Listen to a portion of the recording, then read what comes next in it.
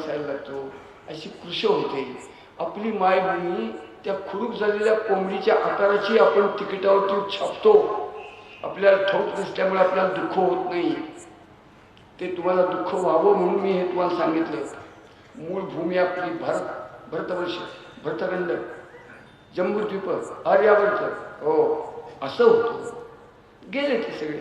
पण इतकं सगळं जाऊन सुद्धा आत्ता जो देश आपल्याजवळ उरला आहे त्याची लांबी रुंदी किती, ती आपण कधी विचारात घेतली पाहिजे.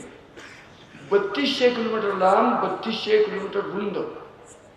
हो काय काय लांबी का रुंदी. अहो खंडप्राय देश. पाकिस्तान गेलं, बांगलादेश गेला, ब्रह्मदेश गेला, नेपाळ गेला, लक्षद्वीप, मालदीव गेलं, तुमचं अरबस्तान गेलं, बलुचिस्तान गेलं. आपण ज्याला अफगाणिस्तान म्हणतो त्याचं मूळ नाव आहे अही, म्हणजे साप. सर्पवंशाचे लोक राहायचे. ती भूमी पहिली हिंदुस्थानची भूमी आहे. हो खूप गेलं, पण उरलेलं सुद्धा इतकं विलक्षण चांगलं आहे. आत्ता जो हिंदुस्थान 29 राज्यांचा आहे त्याची अवस्था काय तर तुम्हाला आश्चर्य वाटेल. जगाच्या पाठीवरती ज्या भूमीचा कस, ज्या भूमीची उद्भिजक क्षमता आपल्या तोडीची असलेली दुसरी भूमी नाही. सलग अत्यंत सुपीक लक्षावधी एकराचा प्रदेश सलग ज्या देशात आहे असा देश हिंदुस्थान शिवाय नाही. रशिया आपल्यापेक्षा 3.25 पट मोठा आहे. चीन आपल्यापेक्षा 3 पट मोठा आहे. कॅनडा आपल्यापेक्षा 2 पट मोठा आहे. अमेरिका 2.25 पट मोठी आहे. ऑस्ट्रेलिया खंड 7.5 पट मोठा आहे. पण ह्या सगळ्यांचा आकार मोठा असला तर हिंदुस्थानची भूमी जी सकस सुपीक उद्भिजक क्षमता अप्रतिम असलेली अशी सलग भूमी त्यांच्याजवळ नाही आहे. आपण क्रमांक 1 शेवटच्या बाबतीत. पुढं निसर्ग. निसर्ग कसा आपल्याला पश्चिमेकडनं पूर्वेकडनं दोन्हीकडनं समुद्र, तिन्हीकडनं समुद्र, वरनं हिमालय प्रचंड मोठा, इकडं हिंदुकुश, वायव्य सरहद आज असलेल्या भूमीचं वर्णन करतोय. निसर्गता आपल्याला भगवंतांनी संरक्षण उत्तम दिलं असं जगात कुठल्या देशाला नाही. या देशात जो निसर्ग आहे किती समृद्ध आहे. आपल्या देशात जगात कुठं काही वृक्ष असतील. जगात जेवढ्या प्रकारच्या वृक्षांच्या जाती आहेत त्या सगळ्या जाती ज्या एकाच देशात आहेत असा एकमेव देश हिंदुस्थान आहे.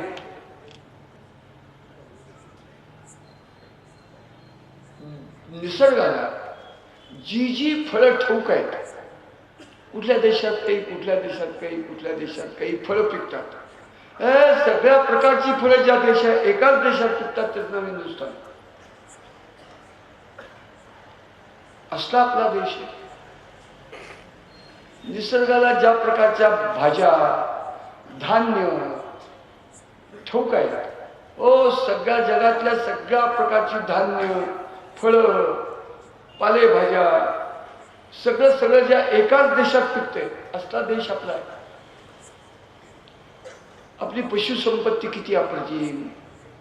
जगाच्या पाठीवरती नीट ऐका, सर्वात जास्त कातड्याची निर्यात करणारा हजारो वर्षापासूनचा हा देश आहे. आज सुद्धा सर्वात जास्त कातड्यांची निर्यात करणारा हा देश आहे. म्हणजे पशुसंपत्ती केवढी आहे आपली, अगणित अपार पशुसंपत्ती आहे. किती विविधता. आफ्रिकेत काळ्या रंगाचा भाग आहे. तिकडं ऑस्ट्रेलिया खंडामध्ये कस्तुरी मृग आहे. हो कस्तुरी मृग नेपाळ, हिमालय, केरळ, हिंदुस्थानात आहेत. जगात खारींचे प्रकार 142 आहेत. मी वाचलेलं बोलतोय. 142च्या 142 जातीच्या खारी हिंदुस्थानमध्ये. कुठल्या देशात काही आहेत प्रकार, काही दुसऱ्या देशात. वेगळे प्रकार, पण सगळे प्रकारच्या एकाच देशात ते इथे आहेत. तुम्हाला सांगतो, आपलं खनिज एकूण शास्त्रज्ञांना 108 धातू ठाऊक आहेत. तांब, पितळ, जस्त, लोखंड, सोनं, चांदी, मॅग्नेशियम असे धातू 108. आफ्रिका खंडात काही प्रकारचे धातू सापडतात, ऑस्ट्रेलिया खंडात सापडतात, युरोपात सापडतात, आणखीन कुठं काही. पण हिंदुस्थान ही एकमेव भूमी अशी आहे की ज्याच्यात 108 प्रकारचे धातू आहेत.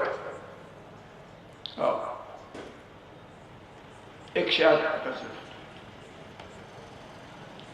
तुम्ही थक्क व्हाल की धान्य जेवढ्या प्रकारचे तांदूळ, गहू, मका, ज्वारी, बाजरी, काय म्हणाल ते सगळ्या प्रकारचे धान्य ह्या एकाच भूमीत पिकतात. अन्य ठिकाणी अशी विविधता कुठल्या देशात नाही.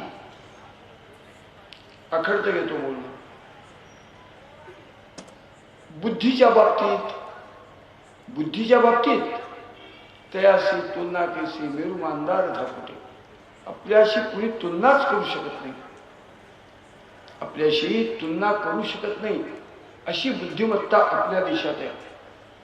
आता तुम्ही एक कॉम्प्युटर संगणक, हो तुम्हाला आश्चर्य वाटेल की संगणकात जे तज्ञ जगात कोणी असतील त्यातले 37-38% तज्ञ केवळ हिंदुस्थानमध्ये आहेत.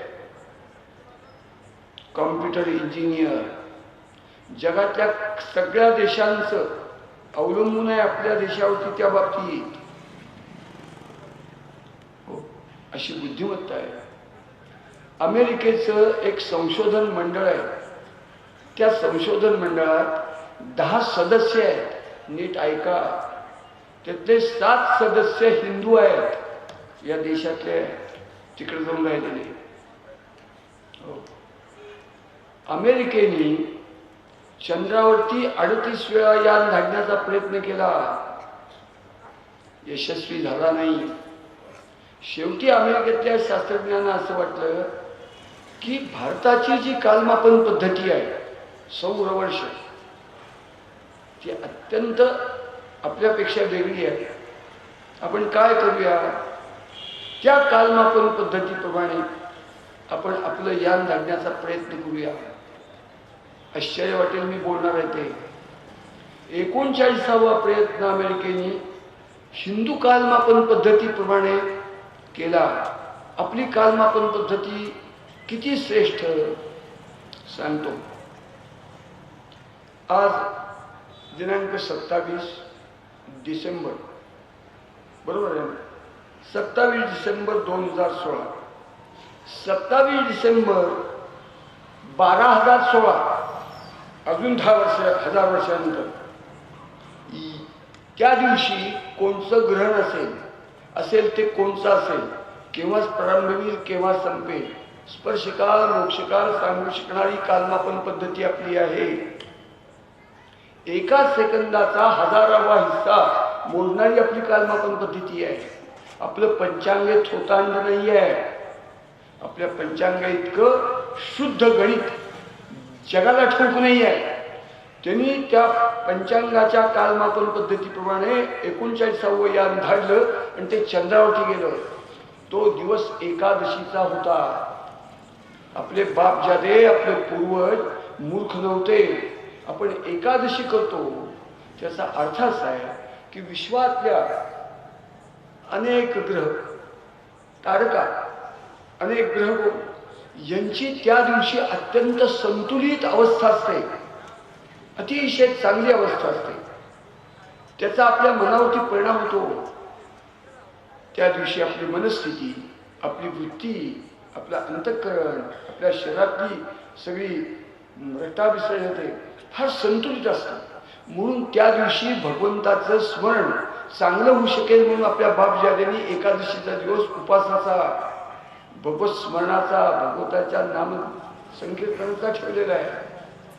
आत्ता जगात जी जी यानं जात आहेत ती सगळी यानं एकादशीच्या दिवशीच जात आहेत. आपण किती लायकीचे. शिवाजी महाराजांची जयंती 19 फेब्रुवारीला महाराष्ट्रातलं सरकार, देशात गधड्यांचा बाजार. अरे दिना अमेरिकेला कळतंय काय आहे ते, जगातल्या लोकांना कळतंय काय आहे ते. महाराजांची जयंती दिनांकाने केली म्हणजे जगात लोकांना तारीख कळती, म्हणजे महाराजांची कीर्ती सगळ्या जगात जाईल. त्यानं तिची कुठं कळती. मूर्खपणे लक्षात ठेवा, समुद्राला भरत्या ओट्या येतात त्या दिनांकाप्रमाणे येत नाही, तिथीप्रमाणे येतात. माझं बोलणं कळतंय का. असं श्रेष्ठ कालमापन पद्धती सगळ्या गोष्टीत आपण अत्युच्च आहोत. तुम्हाला सांगतो की जगामध्ये एक जिनेवा नावाचा देश आहे आणि त्या जिनेवा देशात जगातली सर्वात मोठी अणुभट्टी आहे. सगळ्यात मोठी अणुभट्टी जिनेवाला आहे. त्या अणुभट्टीमध्ये जे शास्त्रज्ञ तंत्रज्ञ आहेत ते शास्त्रज्ञ तंत्रज्ञ 53% हिंदू शास्त्रज्ञ आहेत, भारतीय आहेत. आज या घडीला चंद्रावरती यान जात नव्हतं तर काय करावं कळत नव्हतं. अमेरिकेने 24 तासाचे 8-8 तासांच्या 3 पाया असं 9 वर्ष संशोधन केलं. ते 9 वर्ष संशोधन करून 39वं यान बनवलं, ते चंद्रावर गेलं. ते जे 8 वर्ष संशोधन केलं त्या 8-8 तासांच्या पायात 2,83,000 शास्त्रज्ञ आणि तंत्रज्ञ राबत होते अहोरात्र. त्याच्यात 80% शास्त्रज्ञ आणि तंत्रज्ञ भारतीय हिंदू आहेत होते.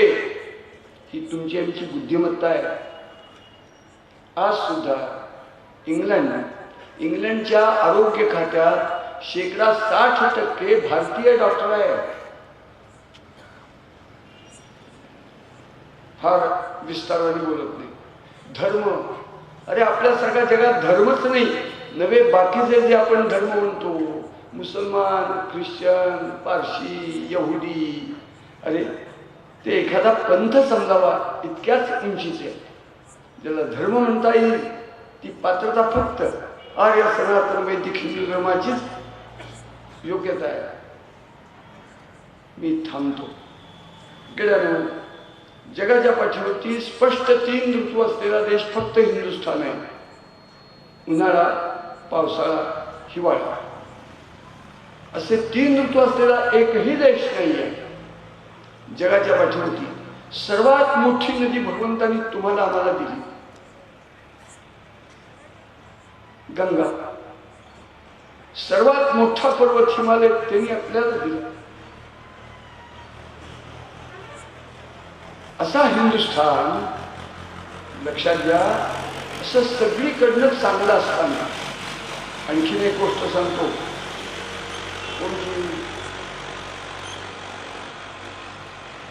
आपली आई असते ना घरातली, ती आपल्या देहातलं रक्त आपण तिच्या पोटात 9 महिने 9 दिवस वाढत असताना ती रक्त आपल्याला देऊन वाढवते. बाहेर आल्यानंतर दुधाच्या रूपाने रक्त देते आणि वाढवते. आयुष्यात सगळं देऊन टाकते पोरांना. तसं या भारतभूमीनी, या हिंदुस्थाननी जगाला उदंड उदंड उदंड दिले. म्हणजे तो विषय सांगण्यासाठी कधीतरी तुम्ही बोलवलं तर मी मुद्दाम येईन की हिंदुस्थाननी जगाला काय दिलं. काय दिलं नाही, प्रत्येक गोष्ट हिंदुस्थाननी दिली, प्रत्येक गोष्ट हिंदुस्थाननी दिली. इतकं आपण जगाला दिलं. असा देश, तुम्हाला आश्चर्य वाटेल, जगात एकूण 187 राष्ट्र आहेत, त्याच्यात एक हिंदुस्थान आहे. उरली 186 राष्ट्र. असा निसर्गाकडनं, खनिजाकडनं, आपलं शेतीकडनं, धान्यधुन्याकडनं, सीमा संरक्षणाकडनं, जलसंपत्ती, आपल्या इतकी जलसंपत्ती जगात कुणाजवळ नाही आहे. आपण करंटे आहोत म्हणून दुष्काळ आपल्या येतं. अशी वस्तुस्थिती असं असणारा अत्यंत उत्तम देश, देवभूमी, यज्ञभूमी, धर्मभूमी, काय अनुभवला काय येतं? जगाच्या पाठीवरती आपल्या देशावरती जेवढी आक्रमणं झाली तेवढी आक्रमणं जगात कुठल्याही देशावरती झाली नाहीत. का बरं? तुकाराम महाराज का भंगात म्हणतात, काय केले जळसरी जीवन त्याचे घातावरी, हा तो ठाईचा विचार आहे याती वैराकार, श्वापदा ते वधी निरपराधे पारली, तुका म्हणे खळ संताप पीडीची सकळ. नका ते काय आश्चर्य उभं राहिलेलं नाही. शिवाजी महाराजांच्याच कडे बघा.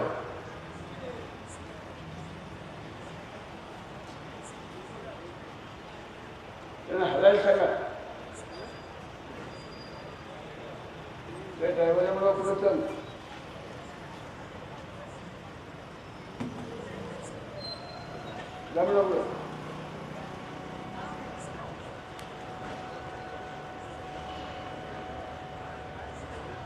हा चालेल. संधीचा फायदा म्हणून उठले बघा.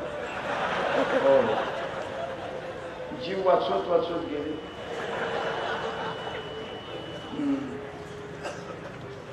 ते असे का गेले ते पुढे तुम्हाला सांगतो. तेच सांगण्यासाठी मी आलोय. आपल्यावरती जगातल्या 186 राष्ट्रापैकी 76 राष्ट्रांनी आक्रमण केली. पारतंत्र्याच्या, परराष्ट्राच्या, परवशतेच्या, पराभूततेच्या, गुलामीच्या नरकात राहिलेला, जास्तीत जास्त दीर्घकाळ राहिलेला निर्लज्ज बेशरम लोकांचा देश म्हणजे हिंदुस्थान आहे. आणखीन काय सांगू? आपल्याला कळतच नाही, काही कळत नाही. हिंदू रक्तामध्ये आपला कोण, परका कोण, वैरी कोण, कैवारी कोण, शत्रू कोण, मित्र कोण, योग्य काय, अयोग्य काय, उपकारक काय, मारक काय, घातक काय, पोषक काय, काही कळत नाही. स्वार्थाव्यतिरिक्त ज्याला काही कळत नाही त्याचं नाव हिंदू, भारतीय. अशीच व्याख्या आपली आता नाही, शेकडो वर्षापासून आपण असावं. आणि त्याचा परिणाम जगाच्या पाठीवरती गुलामीच्या नरकात राहिलेला हा लोकांचा देश आहे. अशा निर्लज्ज लोकांच्या देशात हे जन्मले. शिवछत्रपती ज्या वेळेला जन्माला आले त्यावेळेला देशाची परिस्थिती काय होती? शिवछत्रपतींचा जन्म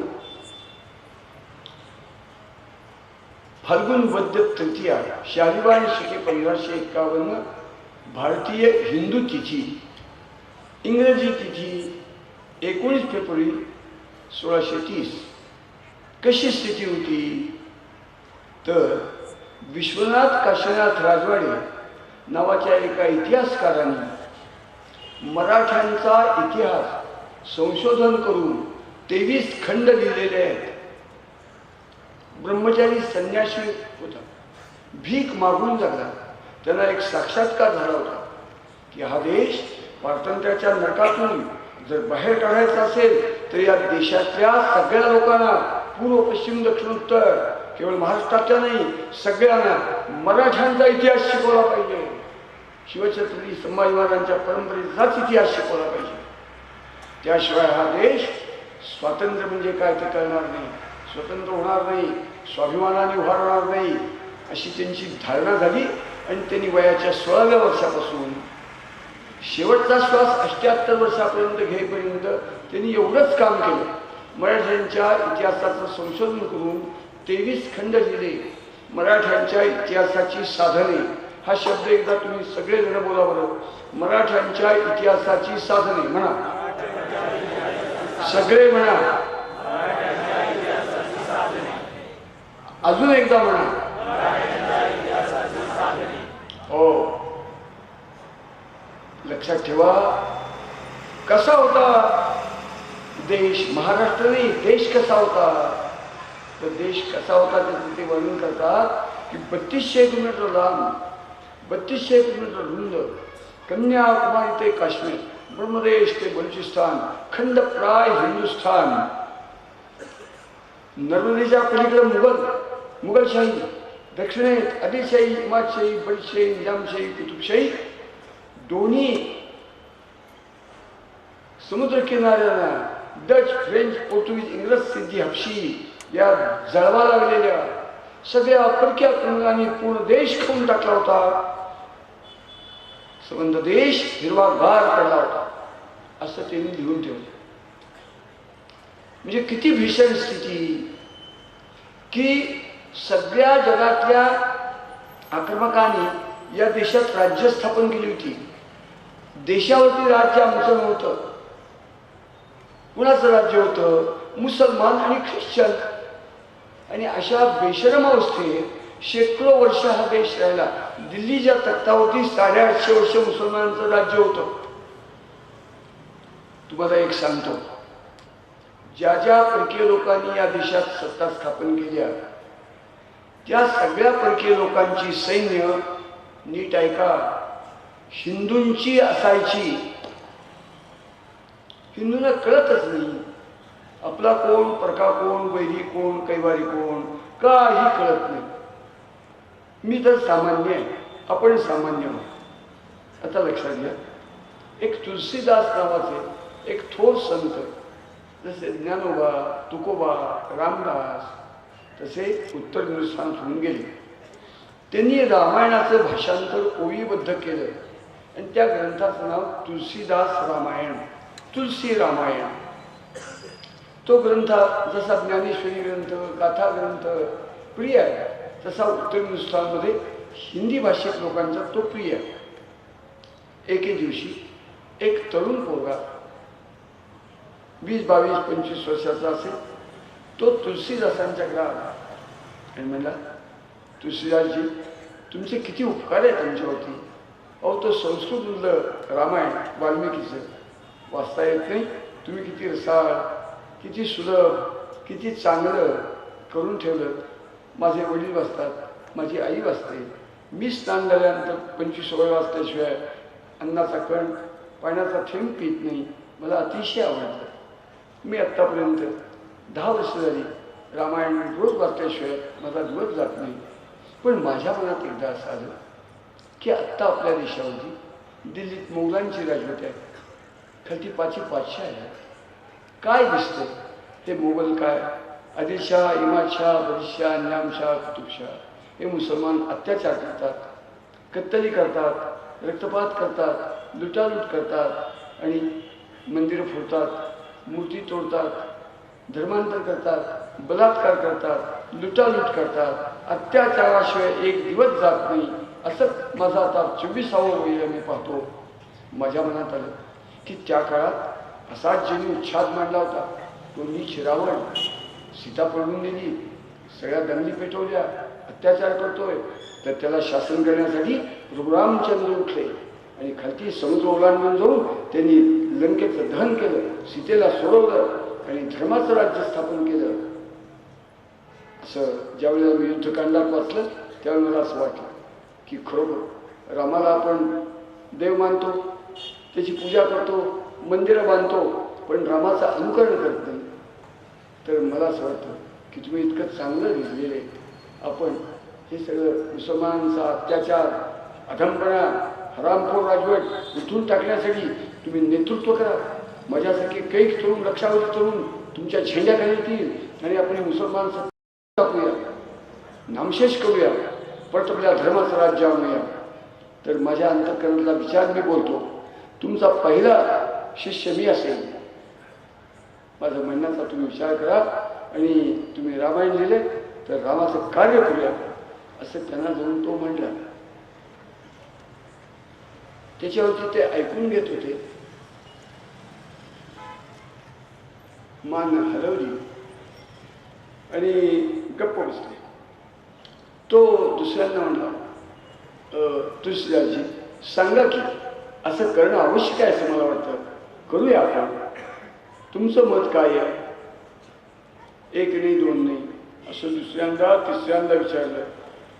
तशी तुलसीदासजी त्याला म्हणाले, बेटा कोई भी हो नृपति, कोई भी हो नृपति म्हणजे राजा, हमें क्या हानी. कोणी का राजा असे ना, लुटालूट करणारा, बलात्कार करणारा, मंदिरं फोडणारा, मूर्ती तोडणारा, धर्मांतर करणारा, अत्याचार करणारा, रथपात करणारा, पर का मुसलमान शत्रु कोई भी हो नुकती, हमें क्या हानी, त्यात आपलं काय नुकसान आहे? आपलं काय नुकसान आहे असू दे की चालतंय. आता तुलसीदासासारख्या एका संताचं जर असं मत, आणि त्या संताच्या ग्रंथाला मानणारे लोक देव मानतात, तर प्रजेतल्या सगळ्या लोकांची मनस्थिती काय असेल? या देशात जे जे परकीय आक्रमकाने त्यांची राज्य ज्या सैन्याच्या बळावरती टिकली, ते सैन्य 95-98% हिंदूंचंच असायचं. हे जन्माला आले.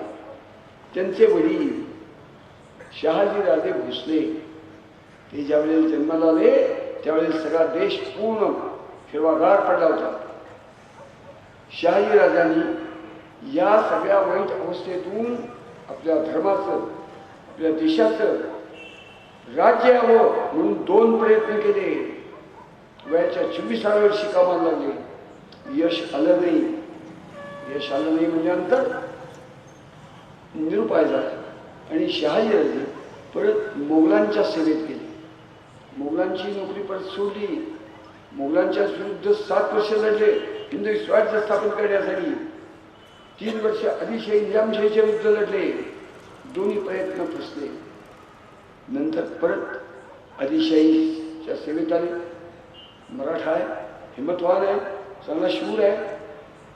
बाकीचे सगळी राज्य आहेत त्यांच्या मुकाबल्यात आपली सत्ता जर बळकटवायची असेल तर ह्या मराठ्याला ठेवलं पाहिजे आपल्याजवळ. त्यांना सरलष्कर केलं, म्हणजे सरसेनापती केलं आणि बिजापूरला घेऊन त्यांना नोकरी दिली. शहाजहानवरती दिल्लीत राज्य करत होता मोगल बादशाह. त्यांनी खाली तडावून सांगितलं, हा दगलबाज आहे, हा बदतमीज आहे, हा बंडखोर आहे मराठा, याला सह्याद्रीच्या जवळपास ठेवू नका, महाराष्ट्रात ठेवू नका, याला ताबडतोब खाली कर्नाटकात धडा. सह्याद्री आणि हा दगलबाज मराठा, हा बंडखोरी, याला जवळपास ठेवू नका. त्यानं बंगलोरला झालं आदिलशहाने. शहाजीराजांना 3 पत्नी होत्या. पहिली पत्नी जाधव कुळातली जिजाऊसाहेब, दुसरी पत्नी आपल्या मोहिते कुळातली, कराड तालुक्यात एक तळपीड नावाचं गाव आहे, तिथं मोहिते कुळ मोठं आहे, त्या मोहिते कुळातली तुकाबाईची. तिसरी पत्नी या शिरूर तालुक्यातली देवकरांच्या कुळातली नरसाबाईची आहे. 3 पत्नी होत्या. 3 पत्नींचा सगळा परिवार आपण स्वतः बंगलोरला गेले. बंगलोरला गेले. शहाजीराजांच्या वयाच्या 34व्या वर्षी शिवछत्रपती त्यांच्या पोटी जन्माला आले. 7 वर्ष शिवछत्रपतींचं आयुष्य शिवनेरीवरती गेले. 5 वर्ष आयुष्य पुणे, कधी विजापूर, कधी संभाजीनगर म्हणजे औरंगाबाद असं आयुष्य गेलं. आणि बंगलोरला सरसेनापती म्हणून नोकरी झाली आणि राहायला आले. त्यावेळेला आपल्या आईवर तिथं आले. तिथं आले. एके दिवशी असे सगळा परिवार शहाजीराजे बसले होते. शहाजीराजे शिवाजी महाराजांच्या वडिलांचा विचार आपण लक्षात ठेवला पाहिजे. अत्यंत शूर, अत्यंत बुद्धिमान, अत्यंत चाणाक्ष, अत्यंत स्वाभिमानी. त्यांना ही मुसलमानी राजवटी खपत नसत. ते विद्वान होते, शूर होते, कारस्थानी होते, हिंमतवान होते, पण त्यांच्या आयुष्यात यश आलं नाही. असे शहाजीराजे मनातून अस्वस्थ असताना एके दिवशी सगळे बसलेले आहेत. आपल्या घरात शुभा आहे, प्रत्येक पत्नीची मुलं आहेत. शुभा इकडे अशी हात मारली, तुम्ही आमचे पुत्र आहात, तुम्ही आता मोठे झालात. 12 वर्षाच्या पोराला शहाजीराजे म्हणतात, तुम्ही आता मोठे झालात, तुम्ही आमचे पुत्र आहात, ते तुम्ही सिद्ध करा. सिद्ध करा म्हणजे काय? म्हणून ते त्यांना एक गोष्ट सांगतात महाभारतात. शिवछत्रपतीला जवळ घेतले. तिन्ही पती पत्नी बसलेले आहेत, लेकरं बाळाजवळ आहेत आणि गंभीरपणा म्हणतात की तुम्ही आमचे पुत्र आहात, ते तुम्ही सिद्ध करा. काय वडील म्हणतात मी तुझा बाप आहे, तू सिद्ध कर. तुला सांगतो गोष्ट म्हणून त्यांनी जी गोष्ट सांगितली नीट गोष्ट ऐका, महाभारतातली गोष्ट आहे. ते म्हणतात शिवबा कौरव पांडवांचं युद्ध झाल्यानंतर हस्तिनापुरामध्ये धर्मराज युधिष्ठिर सप्तसिंधू सप्तगंगांच्या जलाने अभिषेक झाल्यानंतर सम्राट म्हणून त्या राज्यावरती बसतात. एके दिवशी रात्री कुंती, द्रौपदी, प्रत्येक पांडवाला एक स्वतंत्र पत्नी होती. द्रौपदी सोडून विदूर असे सगळे बसले होते. संध्याकाळी रात्रीची वेळ, जेवण झाली होती आणि युधिष्ठिर म्हणजे धर्मराज जरी शूर होता, हिंमतवान होता, क्षत्रिय होता, तरी सुद्धा मनाने संत वृत्तीचा, बोल्या वृत्तीचा, भावनाविवश असा मनुष्य होता. तर बोलता बोलता धर्मराज कुंतीला म्हणाले, माते माझ्या मनातलं एक येतंय ते मी बोलू का तुला?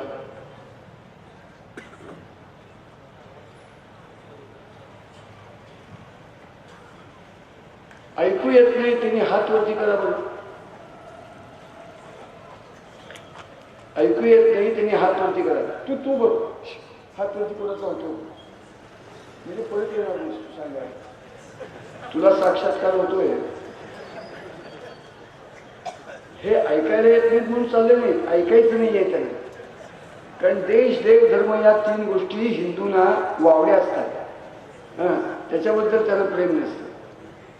जातीवंत हिंदू असेच असतात. वा वा चला आयुष्य वाचवा.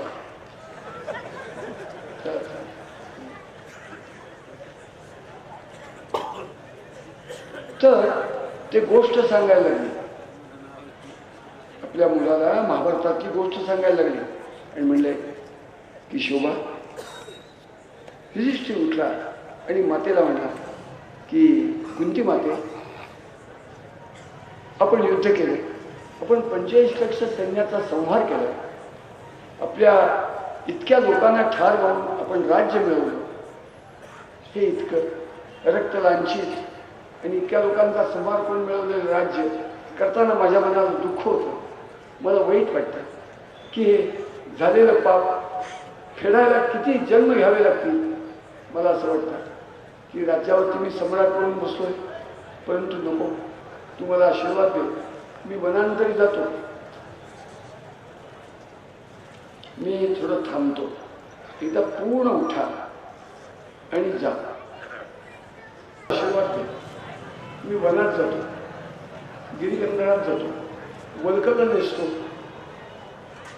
कंदमुळं फळं खातो, गुहेत राहतो, तपश्चर्या करतो, भगवंताची आराधना करतो आणि 45 लक्ष लोक आपण मारले, त्या पापातून मुक्त होण्यासाठी मी संन्यस्त जीवन जगतो, संन्याशी होतो. मला नको राज्य. हा नकुल, सहदेव, हा भीम, अर्जुन यांच्यापैकी कुणालाही राज्यावरती बसव आणि राज्य चालू दे. मला राज्य नको, मला पापातून मुक्त व्हायचंय, मी जातो असं ते म्हणले. धर्मराज म्हणले. ती कुंती होती, त्या कुंतीने त्या धर्माकडे असा हात केला आणि बसलेल्या बाकीच्या 4 पांडवांच्याकडे हात करून ती म्हणजे पांडव इकडे बसले होते.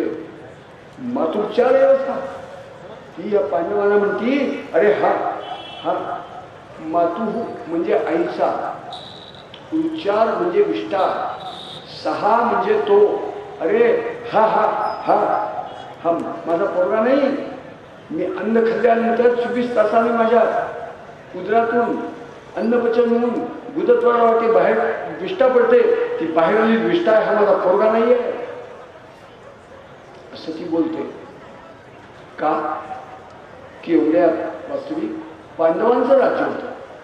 न्यायाने, नीतीने, परंपरेने, धर्माने राज्य पांडवांच्याच कडे यायला पाहिजे होते.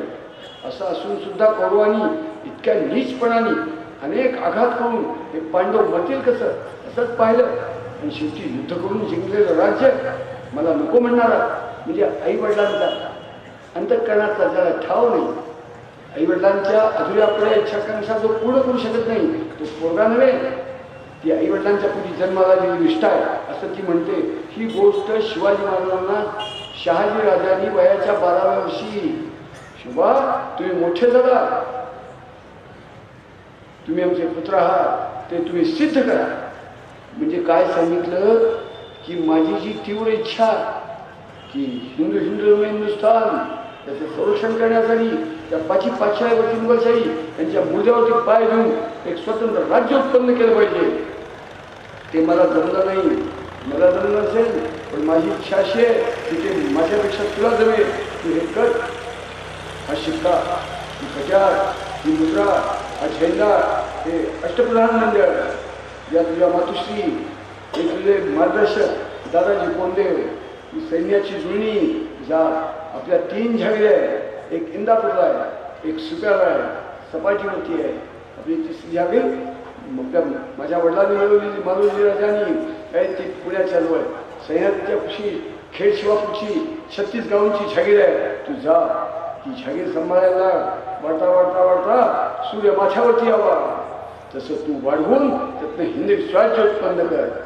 आपला धर्म टिकायचा असेल, आपला देश टिकायचा असेल, हे शत्रू मातीत घालायचे असतील तर स्वतंत्र सत्ता पाहिजे, हिंदूंची सत्ता पाहिजे. तू जा.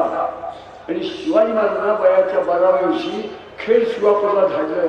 या जिल्ह्यात तुम्ही किती भाग्यवान आहात हो की ज्या वेळेला संबंध देशात पूर्ण हिरवं राज्य होतं, स्वाभिमानाचा अंश सुद्धा नव्हता. किती निर्लज्ज होते लोक. तर पूर्वेकडे काय, पश्चिमेकडे काय, दक्षिणेकडे काय, उत्तरेकडे काय, अहो केवळ मुसलमानांचे पाय चाटायचे. आपल्या पोटच्या पोरी ऐन तारुण्यात आपल्यात एक शब्द आहे पहा, कोणचा खानदान, शिंद्यांचं खानदान, भिड्यांचं खानदान, खळकरांचं खानदान, गायकवाडांचं खानदान. म्हणजे काय, ज्या वंशात, ज्या घराण्यात प्रत्येक पिढीत वयात आलेली 16-17 वर्षाची पोरगी खानाला, सुलतानाला, बादशाला भोगायला देऊन त्याच्याशी रक्ताचं नातं जुळून आपल्या बोचाखालची सरदारकी, सुभेदारकी, पाटीलकी, वतन, देशमुखी टिकवण्याची निर्लज्ज पद्धत होती. खानाला दान आणि आपण खानदान. काय सांगायचं, किती बेशरमपणाचा सगळा बाजार होता. म्हणजे सांगून वेळ जाईल. मी खूप उदाहरणं सांगू शकतो परंतु वेळ घालवत नाही. एक रामदेवराव यादव, त्याच्यावरती अल्लाउद्दीन खिलजी भडवा आला. 7,000 अफगाणी होऊन आला. 23 दिवसात आला दिल्ली ते देवगिरी. काय वेळा घातला. यादवांचं राज्य किती मोठं होतं. आंध्रचा काही भाग, ओरिसाचा काही भाग, माळवा, गुजरातचा काही भाग, पूर्ण कर्नाटक, पूर्ण महाराष्ट्र, एवढं मोठं राज्य, अत्यंत वैभव संपन्न, अत्यंत श्रीमंत राज्य. यादव अत्यंत चांगले राजे. यादवांनी देवगिरीवरती 87 वर्ष राज्य केलं. देवगिरी राजधानीतून प्रजा इथे दक्ष होते, शूर होते, विद्वान होते, धर्मशील होते. गोष्ट ऐका, त्यांनी वेढा घातला. 15 दिवसात देवगिरी पडली, तह झाला. आणि तहात काय ठरलं, रामदेवराव यादव, अल्लाउद्दीन खिलजी दरवर्षी 4 लाख होऊन द्यायचे. एक होऊन म्हणजे 4 तोळे सोनं, ज्याच्यात असतं असं 4 तोळ्याचं सोन्याचं नाणं, असे 4 लाख होऊन त्या भडव्याला दिल्लीत देऊन पोचवायचे. तो सुलतान, आम्ही गुलाम, आम्ही मांडिक राजे. जाताना 60 मण सोनं, 100 मण चांदी, 7 मण मोती, 5 मण हिरे माणकं, आणि जेवढी आम्ही लूट करू ती सगळी आमची. अशी लूट घेऊन शेकडो आया बहिणी आणि तारुण्याच्या तण्यात स्त्रिया त्या भडव्यांनी एक कळपच्या कळप खायला जनावरांचे दिल्लीत जाईपर्यंत 8,000 होऊ. घेऊन निघाला देगरी सोडून एक 7-8 मैल दूर गेला आणि रामदेवराय यादवाच्या मनात आलं की आपला हा तह, आपलं राज्य वाचलं, मांडलिक करून आपल्याला पत्करलं, कत्तल करून आपल्याला ठार मारला असतं तर काय केवढा नाश झाला असता. मोठी दया केली, चांगला आहे अल्लाउद्दीन खिलजी, याच्याशी आपण नुसतं कागदावरती तह नको, रक्ताचे संबंध उत्पन्न करूया. रामदेवरावनी घोड्यावरती खोगीर घातलं, टांग टाकून बसला आणि रामदेवरावला एक मुलगी होती. ती मुलगी 7 वर्ष पूर्ण 8 वर्ष चालू होतं. तिचं नाव ज्येष्ठापल्ली. ती पुढं घेतली, लगाम खेचला, काय टाच मारली खूप की पाय घालून थर थर थर थर थर थर गेला. त्या भडव्याच्या सगळा घोडा पुढं होता, त्या सगळा लूट घेऊन चाललेल्या अफगाणांचा. त्याच्या घोड्याच्या पुढे घोडा घेऊन उभा केला, खाली उतरला, डावीकडे उजवीकडे त्याची पावलं त्याच्यावर मस्तक टेकवलं आणि म्हणला की खान साहेब, आम्ही मांडली, तुम्ही सुलतान, आम्ही तुमचे गुलाम, तुम्ही आम्ही करार केला, पण तो कागद फाटू शकतो, तो कागद जीर्ण होईल. त्या कागदावरती शाईने आपण तो तळ दिला, ती अक्षरं पुसत होती, अंधूक होती. तुमचा आमचा करार जर टिकायचा असेल तर रक्ताचं नातंच उत्पन्न झालं पाहिजे. माझी ही मुलगी मी तुम्हाला देतो. तो चुतडीचा 38 वर्षाचा होता. या बेशरम माणसाने आपली 8 वर्षाची मुलगी त्याला भोगायला दिली. मी हे का सांगतोय, हिंदू समाजाची त्या काळात काय मानसिक अवस्था होती ते पहा. झाली तिला पुढे पोरं झाली, त्या पोरांची कत्तल त्या भांड्याने केली. जन्माला आलेली त्याच्या पोटची पोरं ज्येष्ठापल्लीची त्या अल्लाउद्दीन खिलजीने ठार मारली. झालं 6 फेब्रुवारी 1294 घेऊन गेला लूट. हे गुलाम, तो सुलतान. 1295, 1296, 97, 98, 99, 1300 हो, दरवर्षी 4 बार होऊन त्या भडवेच्या नद्यात घालायला गाढवावरती, खेचरावरती, घोड्यावरती गोळ्या लागून आपण दिल्लीला पोचवले. पुढं 1300 त्याला पोरगा होता शंकरदेव म्हणून. शंकरदेव तो बापाला काय म्हणायचा, हा काय गांडूळ आहे, त्या भडव्याला कशासाठी द्यायची खंडणी, तो दिल्लीत आहे, बिलकुल यायची नाही. त्यांचे तंटे होत होते. पण 1301 साली खंडणी झाडण्याचं म्हणल्यानंतर शंकरदेव म्हणला, दादा तुम्ही आमचे मुली, तुम्ही देवाच्या ठिकाणी, तुमचं माझं मत एक नाही. मला एकच सांगतो, तुम्ही मेल्यानंतरचा मालक मीच आहे. आजच तुम्ही नाही असं मी समजतो आणि आत्ता खंडणी झाडू देणार नाही. काय वाटेल ती खंडणी नाही झाडायची. 1301, 1302, 1303 खंडणी झाडू दिली नाही. रामदेवरावांनी काय करावं? अहो, रामदेवरावांनी एक कागद घेऊन त्याच्यावरती पत्र लिहिलं, थैलीत घातलं, 2 सैनिकांना बोलवलं, गुपचूप त्यांना सांगितलं कुणाला कळू देऊ नका, दिल्लीला जाऊन सुलतानाला माझं पत्र द्या. गेले, पोचले, सुलतानाला कुणसाद करून त्याला पत्र दिलं. पत्र उघडून वाचलं. त्या पत्रात लिहिलं होतं, माझं पोरगं माझ्या मताविरुद्ध आहे. आत्तापर्यंत खंडणी त्याच्याशी भांडण करूनच मी धाडत होतो. त्यांनी मला सांगितलं, तू जरी मला बाप असलास तरी मला हा गांडूपणा पसंत नाही, बिलकुल अजिबात धाडू देणार नाही. त्याच्यापुढे माझं काही चालत नाही.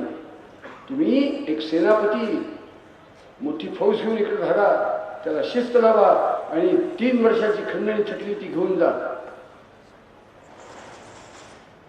हा आपला हिंदूंचा इतिहास मी तुम्हाला सांगतो. आणि ही रामदेवराव यादवाची स्थिती होती का?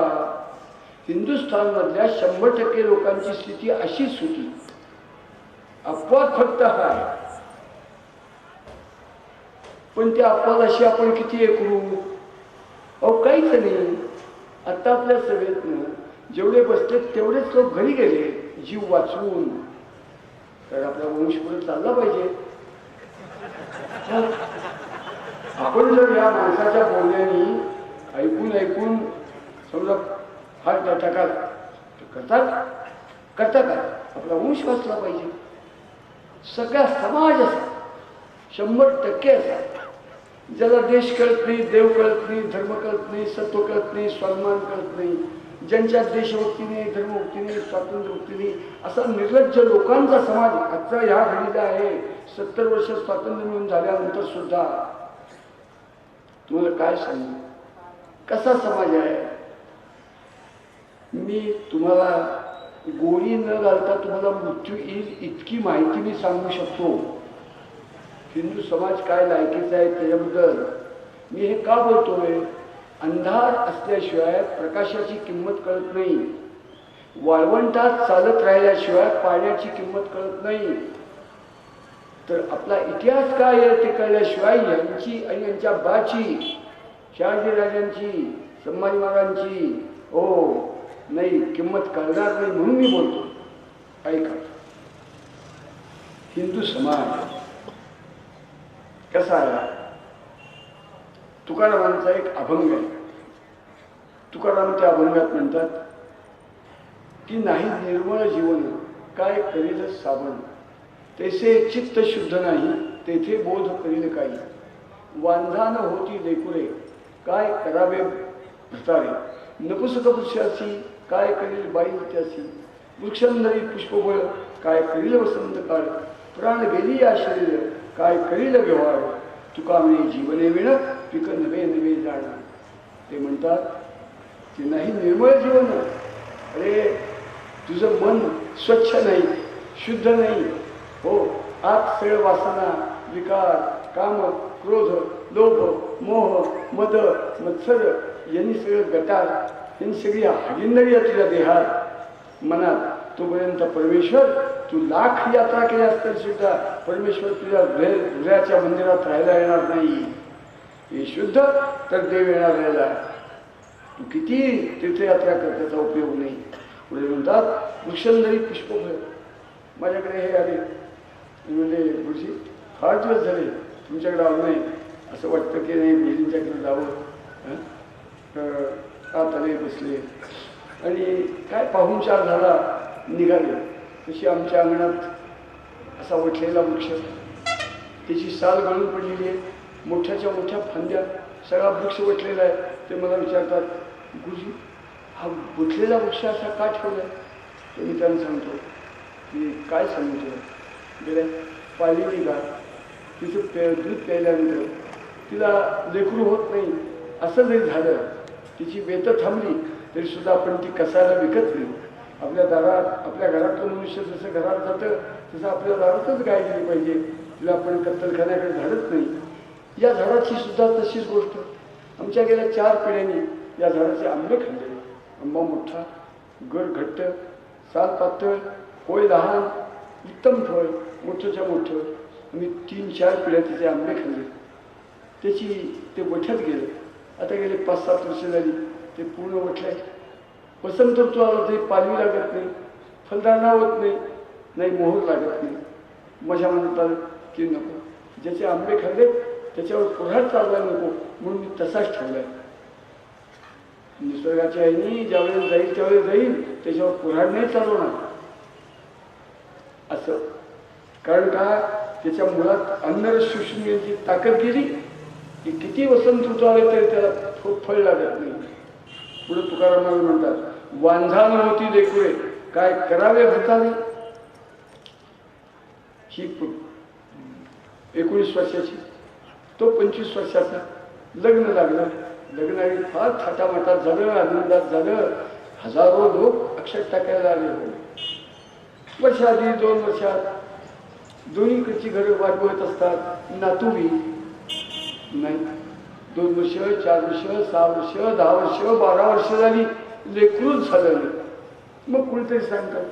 ते अहमदाबादला एक दीपक मेहता म्हणून मोठा डॉक्टर आहे आणि वैद्यत्वावरती नपुसकत्वावरती तो औषध देतो आणि अनेकांना मुलं होतात असं ऐकले. 12 वर्ष झाली. तुम्ही नवस सायास केली, व्रतं केली, औषधे घेतली, होत नाही आहे. त्यांना जाऊन दाखवा.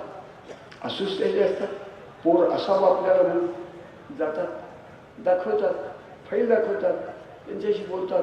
ते म्हणतात माझ्या पाठीवर व्याप खूप आहे, मी आज नाही काही बघू शकत, 1-2 महिन्यांनी या, मी अभ्यास करतो तुमच्या सगळ्या फाईलचा, नंतर तुम्हाला सांगतो. 2 महिन्यांनी जातात. 2 महिन्यांनी गेल्यानंतर ते म्हणतात बस मी सगळी फाईल पूर्ण अभ्यासली, वाचली. माझ्या लक्षात असं आलं की तुम्हाला उगीच आशेला लावून, नादाला लावून तुमच्याकडनं मी पैसे काढणार नाही. माझ्या माहिती मी जरी त्या बाबतीत तज्ज्ञ असतो, प्रसिद्ध असतो, तरी मी तुम्हाला सांगतो की मला ठाऊक असलेली सगळी औषध योजना तुम्ही केलेली आहे. तुम्ही जा, अनाथालयात जा. 4-5 महिन्याचं एखादं तानं लेकरू कुणी आईबाबाच्या पुढे जन्माला लय ठाऊक नाही, पण सापडले रस्त्यात, अशी पोरं त्या अनाथालयात असतात. त्यातलं तुम्हाला आवडेल ते घ्या. आपल्याला झालं आहे समजा, आणि त्याच्यावरती तुमची लेकरू असावं हे ताण वागून तुम्ही संसाराला लागा, वेळ वाया घालू नका. ते म्हणतात का बरं, आम्हाला नाही होणार लेकरू. त्याच्यावरती तो डॉक्टर सांगतो दीपक मेहता की अण्णासाहेब तुमच्या रक्तात 100 रक्ताचे कण घेतले तर 100पैकी 100 कण पुरुषत्वाचेच आहेत, ते पुरुषत्वाचे कण आहेत. पण ह्यांच्या रक्तात 100 जर कण घेतले तर त्याच्यात 23 कण फक्त स्त्रीत्वाचे आहेत, 77 कण त्याच्यात स्त्रीत्व नाही आहे. जोपर्यंत 23 कण आहेत ते 35 व्हावे, परीक्षेत पास व्हायचं तर 35 गुण लागतात, तसं ते वाढावेत कण. म्हणून तुम्ही आत्तापर्यंत खूप औषधं घेतली, परंतु तुमच्यात ते वाढू शकले नाही. आता तर तुमचं वय 12 वर्ष पुढं गेलं, तारुण्य कमी झालं, आता नाही होणार. झालं, जातात, लेकरू घेतात, कामाला लागतात. दुसरं एखादं कुटुंब त्यांच्याकडे येतं, त्यावेळेस ते सांगतात बाईसाहेबांच्या रक्तात 100पैकी 100 कण स्त्रीत्वाचे आहेत, पण तुमच्या रक्तात 29 कण फक्त पुरुषत्वाचे आहेत. ते 35 व्हावे, पास होण्यासाठी 35 गुण लागतात. तसं तुम्ही खूप औषधं घेतली, पण ते कधी वाढले नाही आहे.